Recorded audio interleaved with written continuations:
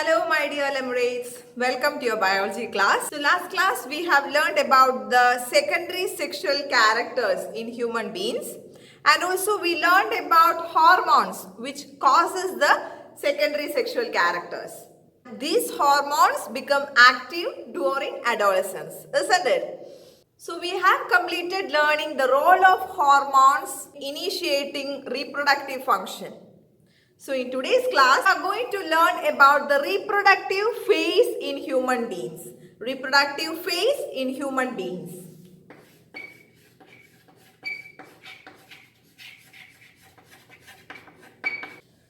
So dear children, we have learned about the reproductive organs and their functions and also how reproduction happens in human beings in last chapter. Now in this chapter, we are going to learn about it a bit more deeply. So as we learned, reproductive phase in human beings become active during adolescence stage, isn't it? Adolescence is the time period when the reproductive phase of the human beings become active. That is, an adolescent human start producing the gametes, isn't it? What is the male gamete called? Sperms, isn't it? So the human males start producing the sperm and females start producing, which is the female gamete? Yes, ova or the eggs, isn't it? So this production starts during the adolescence age. That means the reproductive phase of the humans is during the adolescent age. This reproductive phase starts during the age of 10 to 12. The reproductive phase starts during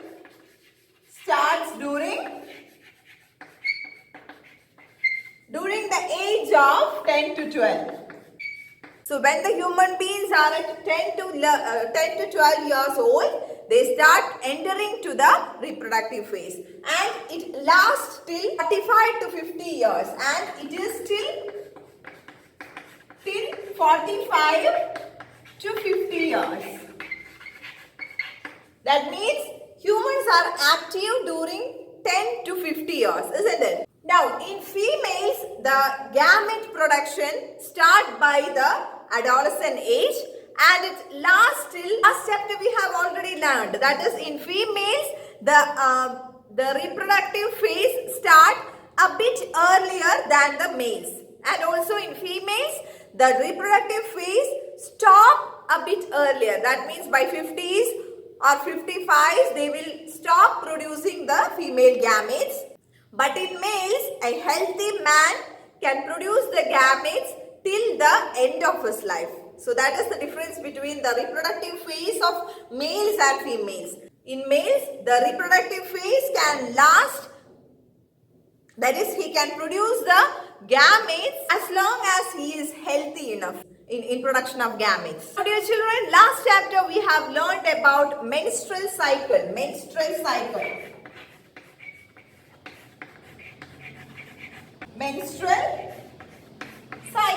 What is this menstrual cycle? What is the menstrual cycle? We learned about menstrual cycle. What is this menstrual cycle? Yes, the sexual cycle in females are what we call menstrual cycle. So what is menstrual cycle? The sexual cycle in females are what we call menstrual cycle. So today we are going to learn in detail about the menstrual cycle. That is, during puberty, what happens to the females? They become mature and their body start production of hormones. So dear children, which are the female hormones present in females? Yes, we have already learned the sexual hormones present in females, that is estrogen and progesterone, isn't it? Among those, the estrogen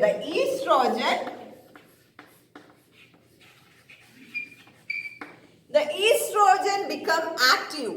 The female hormone estrogen become active and they cause the ovary to release the ovum. So we know the ovary is the part in female reproductive system. which releases the ovum. Ovum is the female gamete, isn't it? So this estrogen hormone, when a girl reaches the puberty, this estrogen hormone become active and they stimulate the ovary to release the ovum.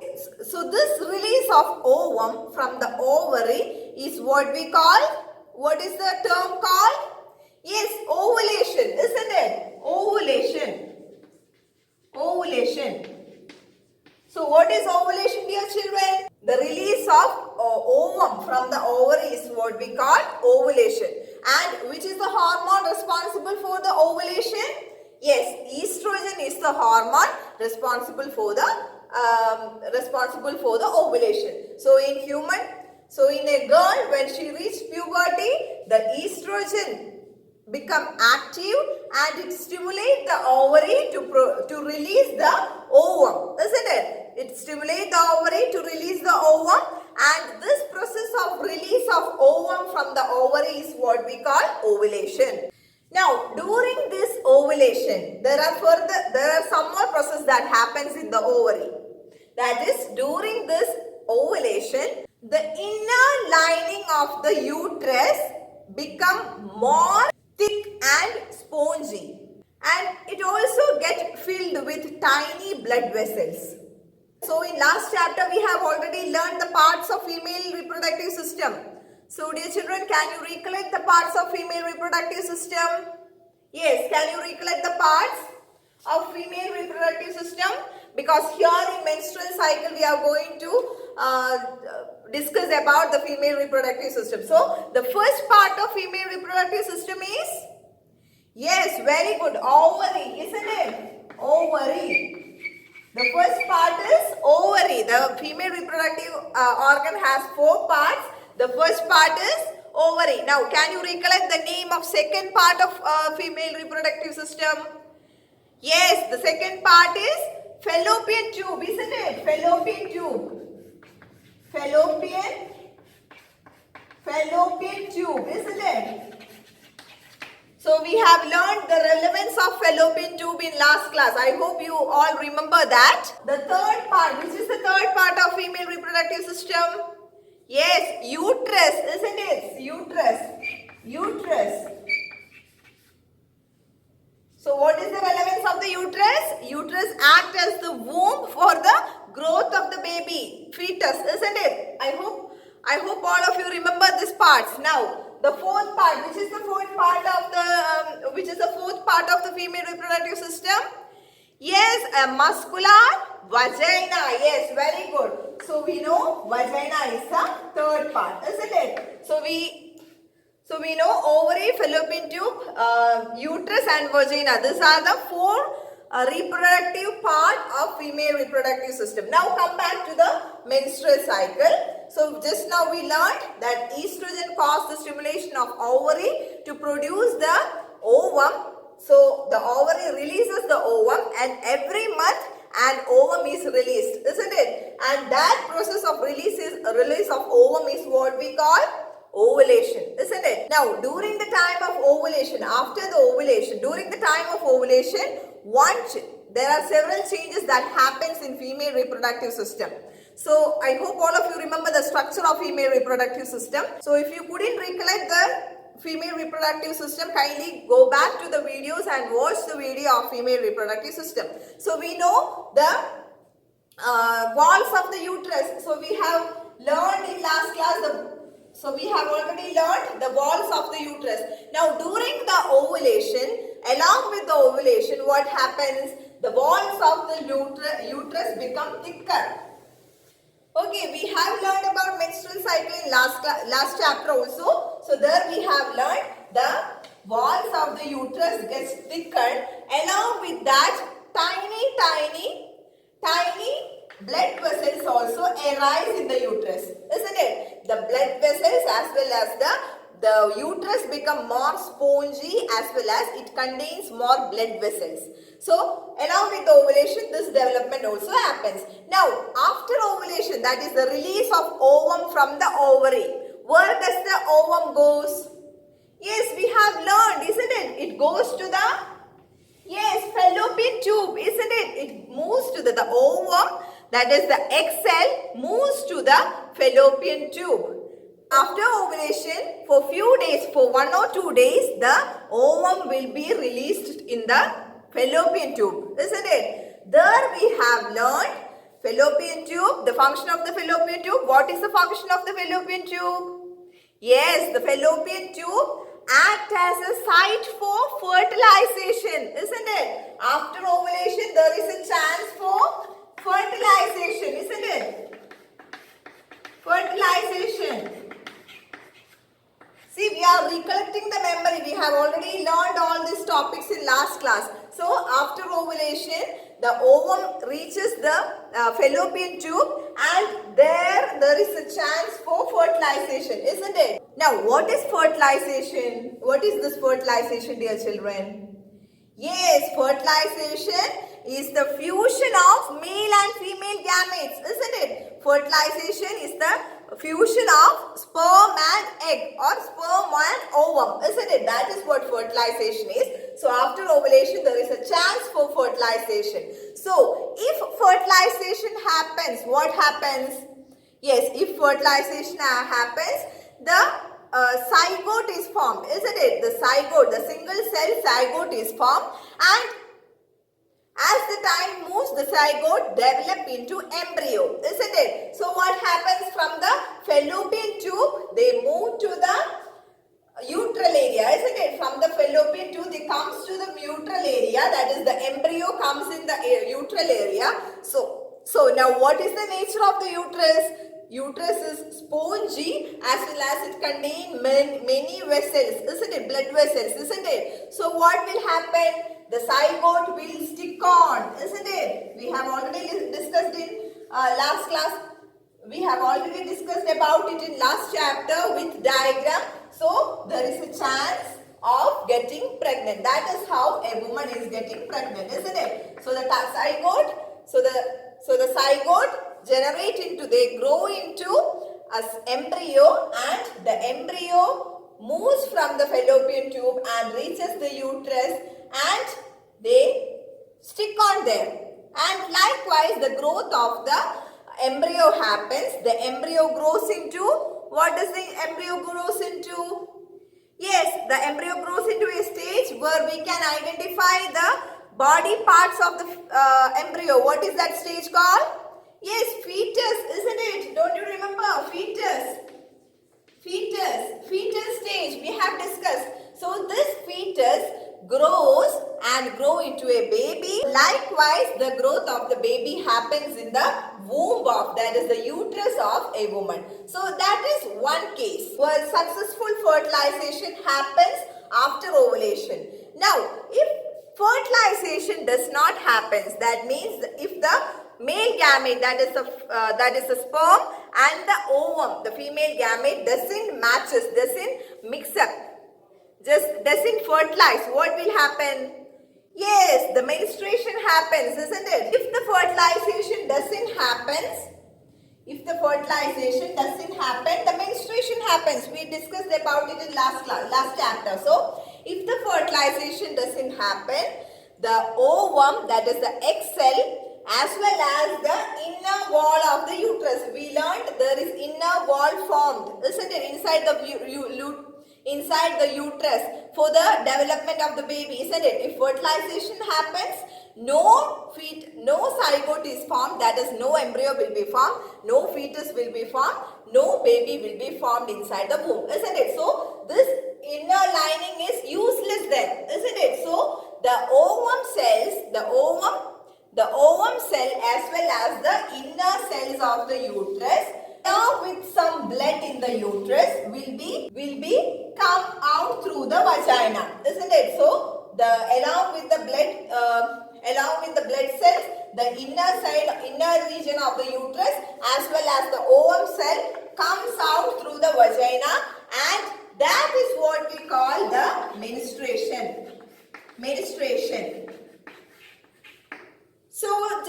So we have learned that ovulation happens in every month in a female, isn't it? Every month a single ovum is formed, a single egg cell is formed, isn't it? So Every month this cycle happens. So if the fertilization doesn't happen, what will happen? The menstruation happens, isn't it? After menstruation, what happens? Yes, after menstruation, after 14 days of menstruation, the ovulation again happens. Then also if fertilization doesn't happen, it just cycle off like that, isn't it? So that process happening in the female reproductive system is what we call menstrual cycle. Children, now we have just recollected what we have learned in last chapter. So that is what the menstrual cycle is. This menstrual cycle is a repetitive cycle that happens in every woman, isn't it? Now, the days of menstrual cycle varies from 28 to 30 days. Okay, the days of the menstrual cycle varies from 28 to 13th day. So, in this 28 to 30 day, when does the ovulation happens? Yes, the ovulation happens in the 14th day, isn't it? 14th day. So, the 14th day, so in the 14th day, ovulation happens and the ovum will be released from the ovary, and that ovum will be waiting for the fertilization for 2 to 3 days inside the fallopian tube, isn't it? And by that time, if the sperm enters, it causes pregnancy, and if does not happens, it leads to the menstruation, isn't it? So that is what we learn now. Now, there is a diagram in your textbook, page number 110. It shows the menstrual cycle in humans. So, kindly go through the diagram in page number 110, and also teacher will explain the diagram using the digiboard. So dear children, this is the diagram given in your textbook also. So this is a representation of what we have learned just now. So firstly, when a girl reaches the puberty, a mature ovum is formed inside the ovary, isn't it? Mature ovum is formed inside the ovary. We know the ovum is the female gamete, isn't it? Now what happens? The release of the ovum from the ovaries into the fallopian tube happens after that. That is what we call ovulation, isn't it? So it's written here, after the mature ova formation inside the ovary, the ovulation happens. Now, thickening of the inner lining of the uterus. So just now we learned, along with the ovulation, what happens? The inner lining of the uterus gets thickened, and also it gets number of thin vessels develop inside the uterus, isn't it? Now, what happens? Sometimes there is a chance for fertilization. If the male gamete enter inside the ovary at the same time of the ovulation, there is a chance for fertilization, isn't it? So, if the egg fertilized, what is fertilization, dear children? Just now we already discussed. Fertilization is the fusion of male and female gametes, isn't it? So, if the sperm comes and fertilizes the ova, what will happen? The menstruation will be stopped. Means the zygote will be formed, the embryo will be formed, and also this causes the stoppage of the menstruation. The fertilized egg develop into an embryo and then into the fetus. So, the fertilized egg develop into the embryo and also it develop into the fetus, and it moves to the uteral area, isn't it? So that is what happening if the fertilization happens. Now, if fertilization does not happen, what will then happen? If fertilization does not happen, that means the sperm doesn't fuse with the ovum. What will happen if the if the egg is not fertilized by the sperm? The breaking of the thick and soft lining of the uterus happens. So what happens is the inner lining of the uterus as well as the inner lining, the soft tissues formed inside the uterus, the blood vessels, along with the blood and the dead ovum comes out of the vagina in form of bleeding. Isn't it? It contains the blood. So it is a form of bleeding, and that is what we call menstruation. So that is all about the menstrual cycle, and also every month 28 to 30 days duration this will be getting cycle. So that is what we call the menstrual cycle. So dear children, I hope now all of you understood what is menstrual cycle. Two more words which are, two more terms which are associated with menstrual cycle. We will learn that now. So in females we learn when the girl reaches the puberty, the reproductive phase starts and the menstruation starts, isn't it? So the first menstruation that happens in a girl is what we call menarche. That is called menarche.